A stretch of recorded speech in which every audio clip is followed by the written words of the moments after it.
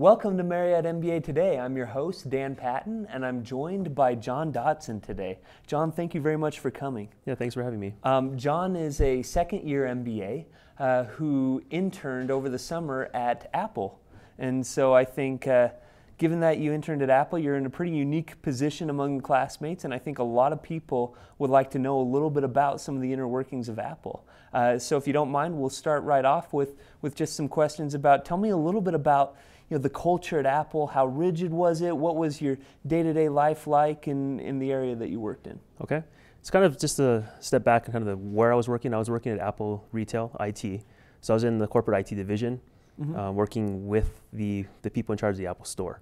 And I spent a project working on looking at shopper analytics for people inside a brick and mortar store, which is kind of a growing area, better understanding what's happening inside your stores.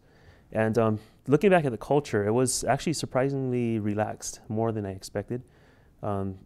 We had a lot of people, the area was within IT only, so everyone in my building was in IT.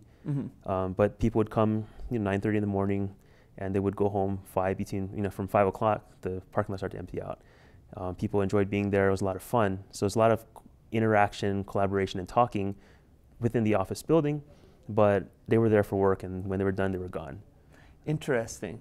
So you didn't see a lot of people, at least in your department, working crazy 14, 16-hour days? I'd say, there might have been some. It kind of depends on projects. I think that's kind of how it works a lot of times. But at the same time, I wasn't working in engineering, so I didn't see what the engineers were doing, and those guys, I imagine, were working much, much longer hours. Kind of that's where you get that idea of Apple being a really intense environment, things from the product side. Okay. So on the engineering side then, obviously the engineers are seeing years into the future with the product launches and so forth. Were you able to see a lot of what was going to be going on in the next couple of years with the types of products they were going to roll out? Absolutely not. I think, so Apple has this reputation of being a very secretive company, and they do that for a reason. And the leadership from Tim Cook down, they like the fact that Apple has this culture of being of being secret.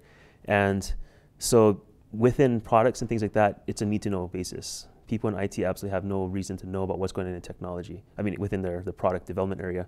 And a lot of times, and even in the case of technology just being developed for the retail side, when the iPod Touch came out, they had no idea what was happening. Oh, wow. And they had to shift the projects that they're working on after the product came out and make changes after everything was done and announced. So even within the different companies, within the divisions within Apple, there's just zero communication if you don't have to know. It's funny that you said different companies. It almost starts to feel like different siloed companies within the organization. Yeah. Let's talk a little bit about Apple's future prospects, though. Okay. As you know, there's been a lot of chatter over the past few months about Apple's plummeting stock price. It's in the low to mid 400s right now, down from a high of about 700 a few months ago.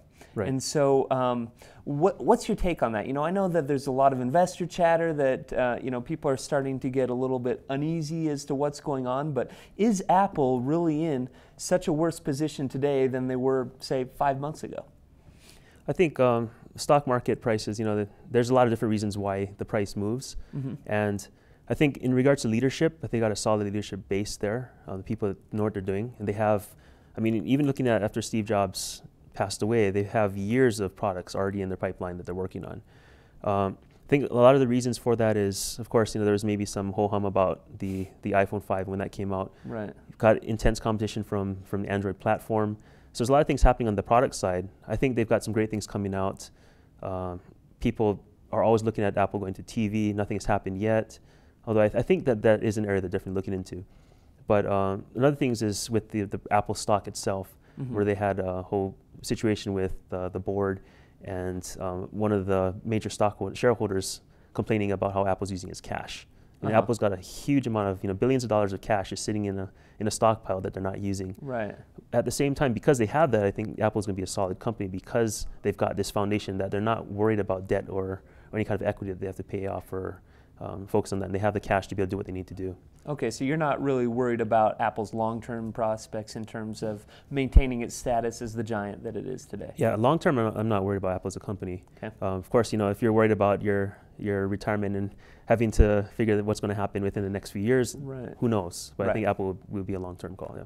Okay, speaking of long-term prospects, let's shift gears a little bit. John, where are you going to be going after the summer?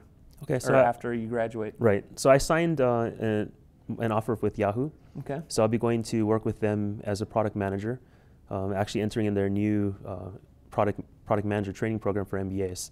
So I'll be in the first class. And I'll be working specifically with a product for digital advertising. So the area is called advertising platforms, and working on that software portal that advertisers, say companies like maybe Nike or even Apple, where they want to put ads on yahoo.com or in the Yahoo platforms, Yahoo Sports, Yahoo Finance. They connect into that system, and that system then connects them with the different platform owners. They can look at the demographics, how much they want to spend, whatever, and that's the area that I'll be working on, that software. Interesting. Sounds like a lot of uncharted territory then that you're going to have to go through.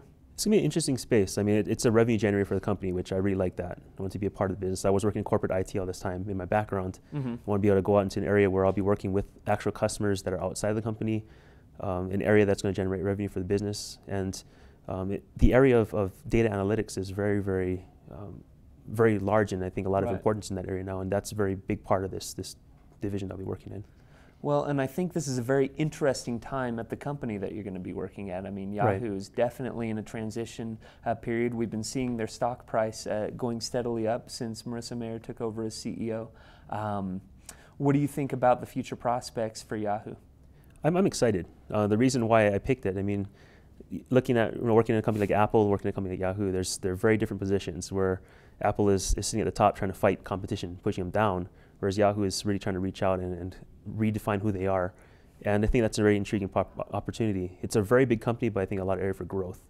And with the new CEO, so they had a number of CEOs over the past few years. And one of the reasons why I think it's an intriguing area right now, especially with product management, is that Marissa is a product manager. She came from Google, that's what she does. So the emphasis is not going to be so much on, as one for the previous CEOs focused on looking into being a media company, they're switching back to being a product company and working on technology and really focusing on that area, which is the area I'll be working in. And I think they have a very solid base. They've got great platforms. Yahoo.com is a huge website. A lot of people use it as their homepage. A lot of people use Yahoo Mail. Yahoo Sports is doing really well with fantasy sports. And I personally didn't realize how much I used Yahoo until I really started to look back and say, you know, I'm actually using a lot of their products. So it's just kind of helping to redefine the brand, and I think they've got a lot of good things happening ahead for them. Great, yeah. I feel like, with shifting, I guess shifting aims, shifting product focuses and so forth, you're also going to be encountering a shifting culture. Are you excited about the fact that a lot of people are grumbling right now that they're going to have to go back into work, and that Marissa is basically making everybody have to show FaceTime at the office? What do you feel about that? I actually think it's a great thing. I've had the chance to look into a lot of the articles that have come out. People are grumbling about one side and saying it's a great idea on the other side.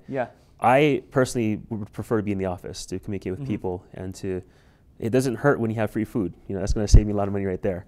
But I think the biggest thing about the office is Yahoo is a company that's really trying to redefine itself. And the best way to kind of generate or develop a new idea of the culture is by having the people there. You can't redefine a culture when you don't have people in the office. And so I guess those people that are working outside and have the special deals where they're working from home, if they're not going to be able to be willing to step into a new culture of a company, then I think that's an area where I think they're going to shift and refocus the idea. I think once Yahoo becomes more solid, is able to kind of redefine itself, then I can totally imagine them going back to situations where people want to work from home or have more flexibility, that it can happen. So well, that definitely leads into an interesting discussion about the merits of telecommuting versus at the office, and we're actually going to be doing a couple of special segments on that in the next couple of episodes, so stay tuned, and thank you for watching Marriott MBA Today. Thank you.